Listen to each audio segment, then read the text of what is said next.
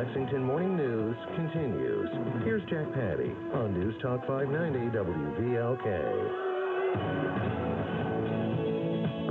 Good morning, welcome. It's the 27th day of October, Thursday morning. My guest this morning is an MD. He's a physician, a professor of medicine and preventive medicine at the University of Tennessee Health Science Center in Memphis, where he directs the Center for Health Systems Improvement, cares for the sick, and teaches doctors in training. And Dr. Bailey has an abiding passion for the classics, medical history, and ethics, and believes that sharing our stories can heal. He is the author of the novel, The End of Healing. The book recently received the 2016 Benjamin Franklin Award for Popular Fiction. Dr. Bailey, good morning and congratulations. Thank you, Jack. It's a pleasure to be here.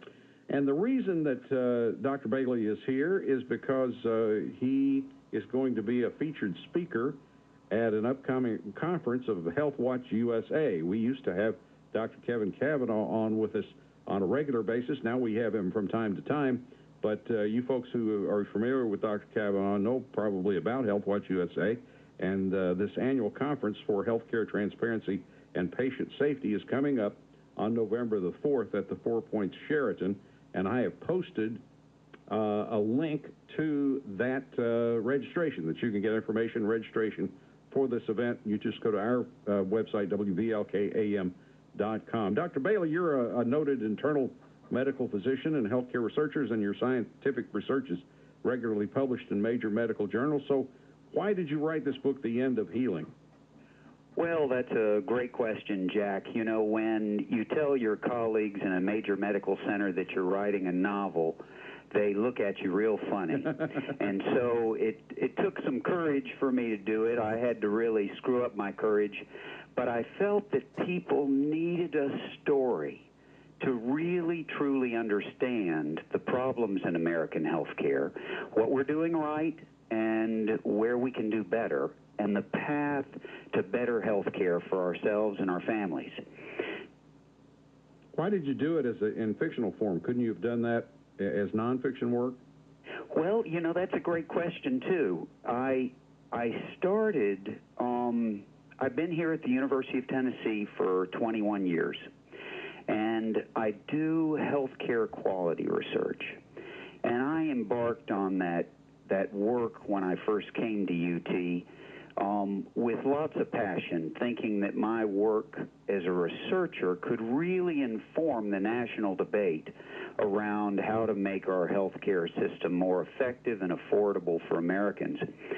And after about 10 years of that work, I realized that I could write a journal article in the New England Journal every year, or even 5 or 10 of them, and the American public wouldn't be any closer to really understanding what was going on, the things that most doctors, nurses, and healthcare researchers know.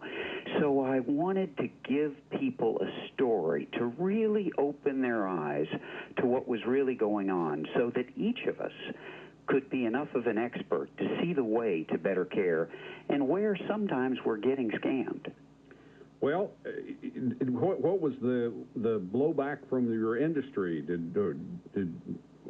How was it received professionally? You know, that's a great question. I really worried about that, to be honest. And I've had a few colleagues who have taken offense, I have to admit. But the truth is, most of them haven't read it. And the people that have read it have found it very affirming. And I cannot tell you the number of colleagues, not just in medicine, but in the insurance industry, the pharmaceutical industry, who've read it and said, my gosh, Jim, you've told it like it really is. And it's painful to read, but the story doesn't spare anyone. It really points out the difficulties and the problems in every aspect of our healthcare system, and by doing that, you know, you have to have a diagnosis in order to have a chance of getting a cure. But by doing that, I think it helps point the way to better, more affordable healthcare for America. Were you surprised to receive that Benjamin Franklin Book Award, popular fiction? Oh my gosh, I sure was. It was very affirming for me because I had always wanted to write fiction, but I thought, frankly, that going to medical school would be a lot easier than writing a good novel. So it was a real pleasure to get that recognition. All right, people. What's our takeaway from this book? What is this underside you're talking about? This dark underworld of the healthcare industry. What is that dark underworld? A good question, Jack. I think in a word, and I think most everybody knows this, but in a word, big business. Yeah. Money making, money changers. Money, yeah. You know, what's happened in American medicine is the money changers have taken over. Yep. And they're driving everything. And that's sort of hard news. Yeah. But it's the truth. And so to have something better, we have to rededicate ourselves to our original purposes and what we really want from our healthcare system. And to some extent, that's going to take throwing the money changers out of the temple.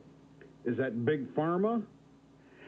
Well, you know, that's a great question. It's a combination of industries, and in this story, these young students who are trying to get to the root of the problems in American healthcare, they investigate each of the major industries: big pharma, the hospital industry, insurance, of course, diagnostic testing, and the whole imaging industry.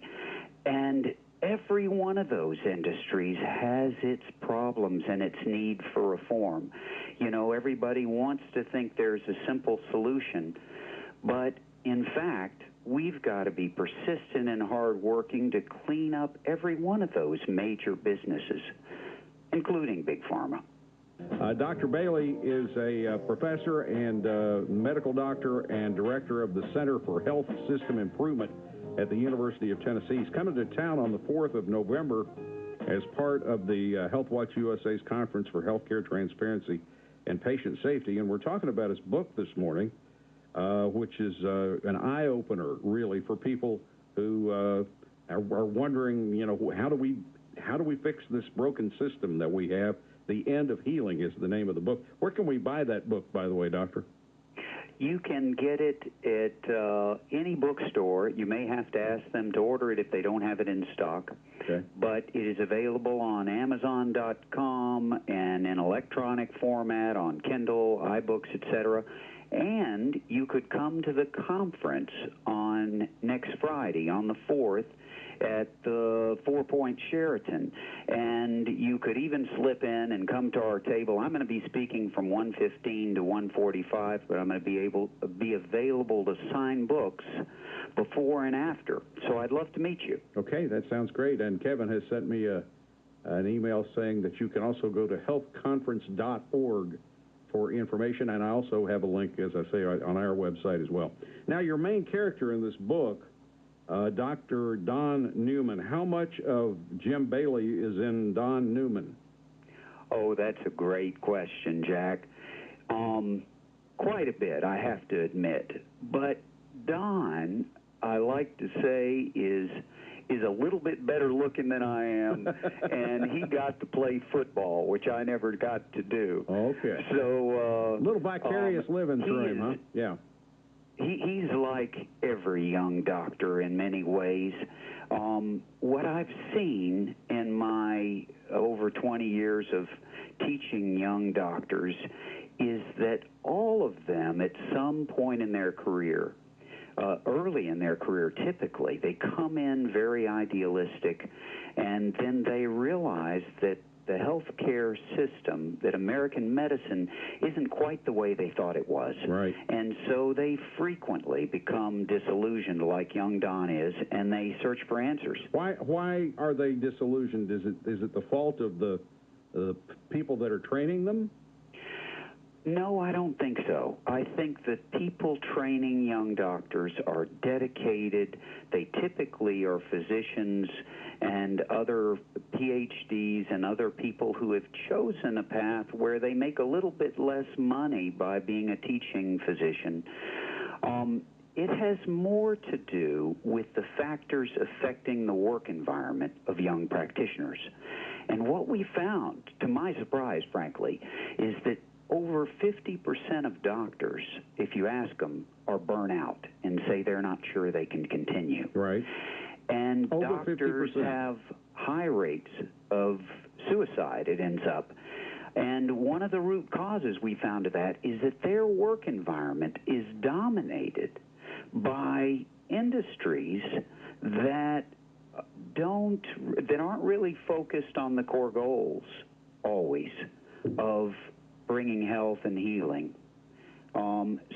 So much of the daily interaction, if you go to a clinic visit with a doctor now, they spend most of their time on the computer. Right. And that's not really about better care. That's mostly about getting bills paid in a way that satisfies insurance companies.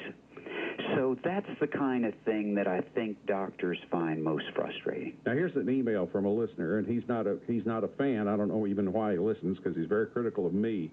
But he says, you and your guest are shamelessly attacking Big Pharma and giving the actual reason for skyrocketing medical expenses pass. As usual, Obamacare has wrecked the healthcare system. Pharmaceutical prices have not increased at the same rate as the rest of the healthcare system. You and your guest obviously have an agenda. Well, I don't know about you, but I don't have an agenda. But is that accurate? Have the costs not increased at the same rate as the rest of the healthcare system on pharmaceuticals?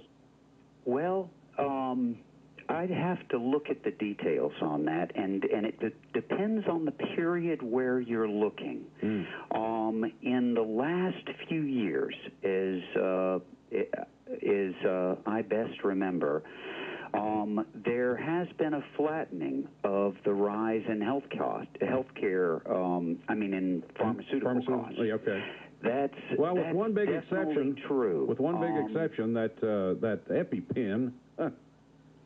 Right. It hasn't been across the board. Yeah. And in the last year or two, there has been a trend of increasing costs once again. So there was some flattening with the initiation of Medicare Part D. That initially seemed to be controlling costs.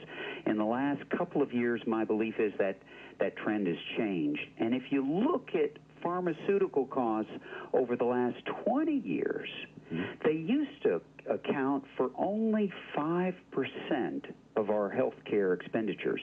Now they're around 15%. So that's huge growth in terms of a percentage of our overall health care spending. Huge growth.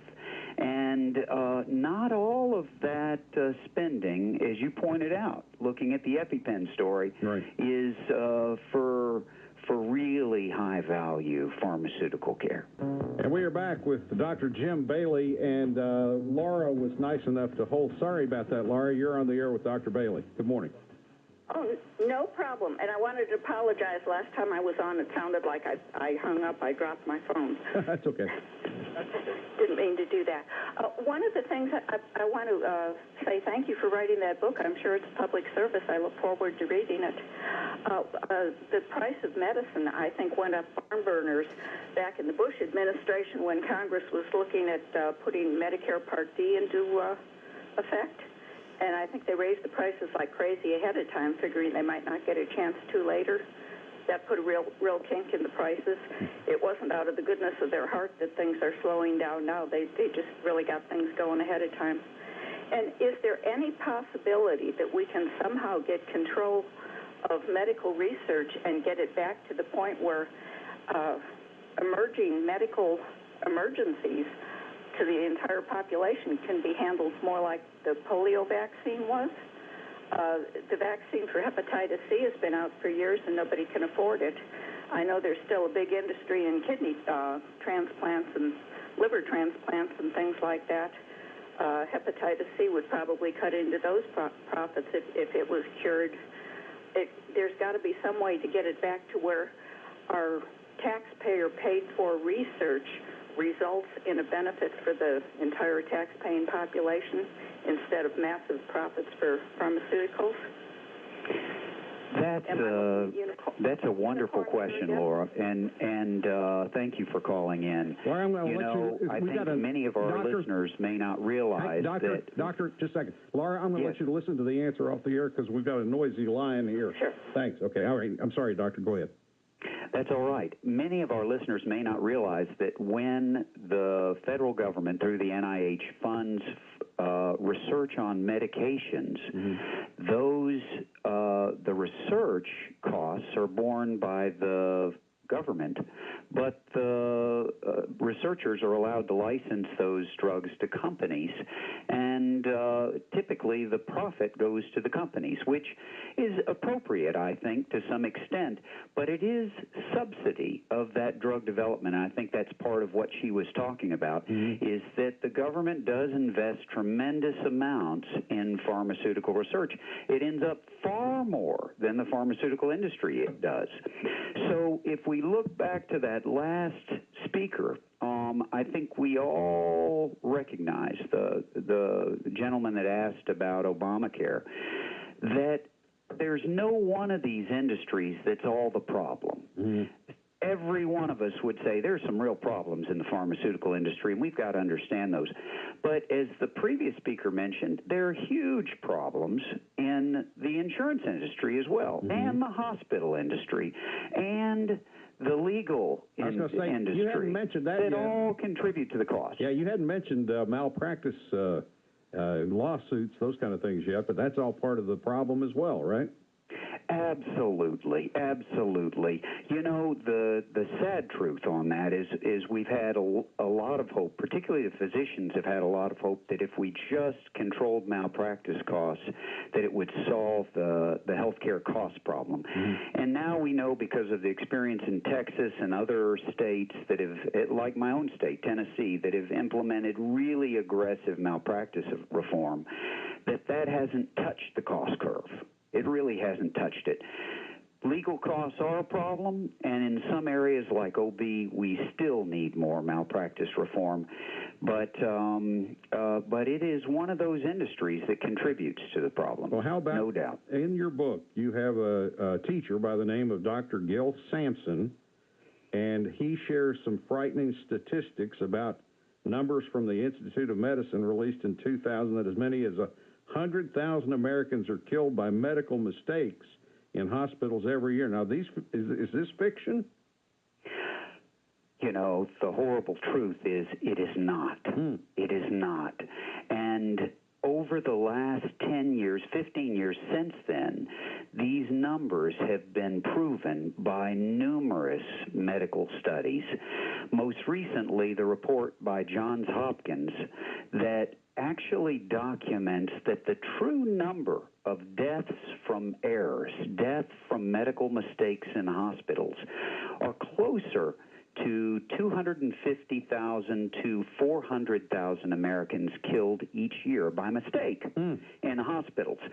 And this, to me, points out the biggest problem we have, and that is that our medical system relies on the hospital as the main place for healing. Right.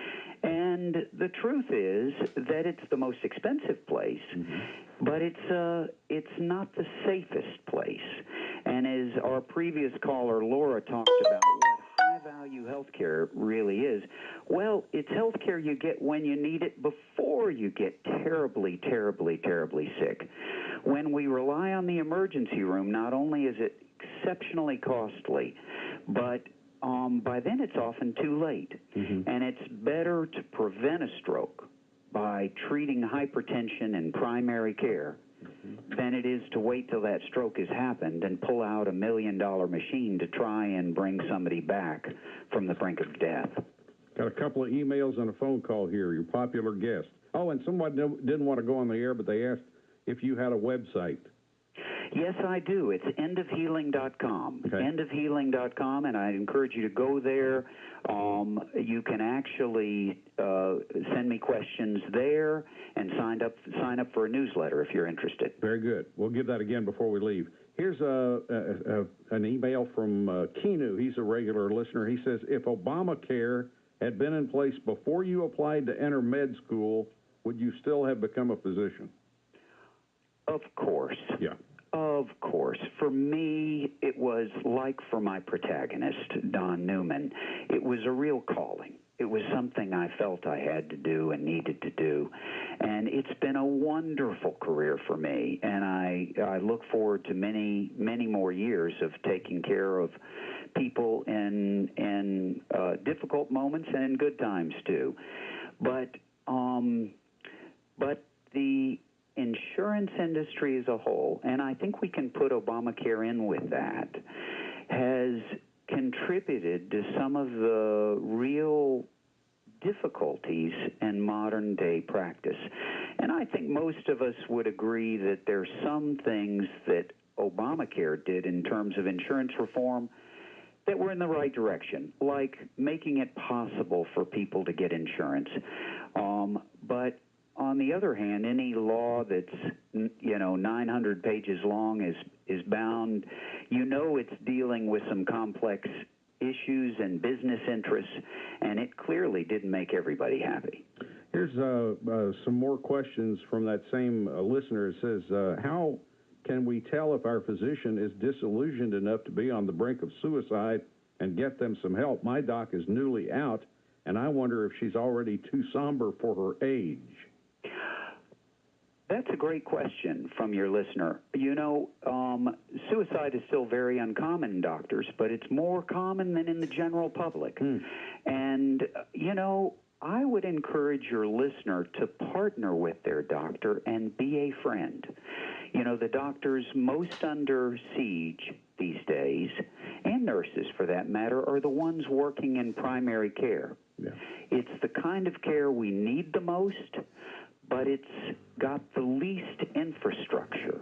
So the most important job, but the least infrastructure and ability and support staff to do it right. And so those doctors feel particularly under siege. And, I think a great thing to do is ask your doctor, how are you doing? Yeah. Are you making out okay? Yeah, really. Because I think good care is a partnership, and we need to partner with our doctors and nurses to advocate for better care, and you may be able to help him. Back with Dr. Jim Bailey, about to run out of time. Very popular guest, Dr. Bailey. I'm going to have to ask, will you come back at some point? Oh, I'd love to. All right. It'd be my pleasure. Let's go to the calls. JB's been patient for a while now. JB, good morning. Good morning, Jack. Good morning, Doctor. Did I understand you to say a while ago that the taxpayer funds the research on any of these drugs and the pharmaceutical companies reap the profit? That's exactly right. The majority of the investment, the majority of the research that leads to drug development is funded by the government through the National Institutes of Health. Not by the pharmaceutical companies. The pharmaceutical companies actually put, on average, about 20% of their money that they spend toward drug development. The majority of the money they spend, on average, in the pharmaceutical companies is on marketing. Shouldn't they be required to reimburse the taxpayer for that research money? That is a real reasonable idea, it seems to me. In most other countries, drug costs are much lower, and that's because their governments have recognized that, hey, we're helping to drive your industry, and we do want the development of wonderful and life-saving drugs. But it doesn't have to be at the cost we're paying in the United States. I think you're right. JB, you see, the taxpayer gets hit twice because they pay for the research and through the taxes, then they got to pay the big price over the counter. Exactly. You are seeing it just as it is. I think that's right. Let me get this question because we're going to run out of time, and this is a very, very important question from Wayne. He says, do you feel that Big Pharma is avoiding developing drugs that will actually heal various diseases, etc., as opposed to those drugs that just help us live with or tolerate the condition in order to keep the money flowing? You know, I don't. I actually don't.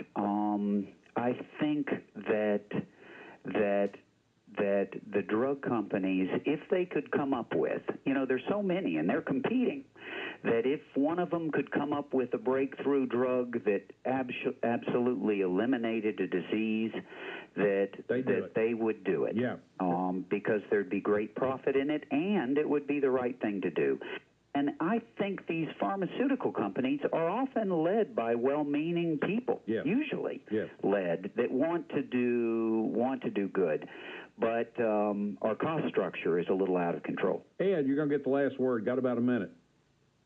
I have recently had quite a bit of experience between my parents and my family with hospitals, and it seems like they're not hospitals anymore. They're very fancy hotels. They have the rooms in many cases are much nicer than the people live in, and it just seems like they've gotten carried away. They're now advertising hospitals with billboards. What's going on? Well, you know, it's been interesting. We've, during the commercial breaks, we've heard lots of advertisements for healthcare businesses. And many of those businesses are very committed in doing the right things. But I think in the hospital industry as well, the buyer has to beware. I got to jump in here because we are completely out of time. Doctor, thank you so much.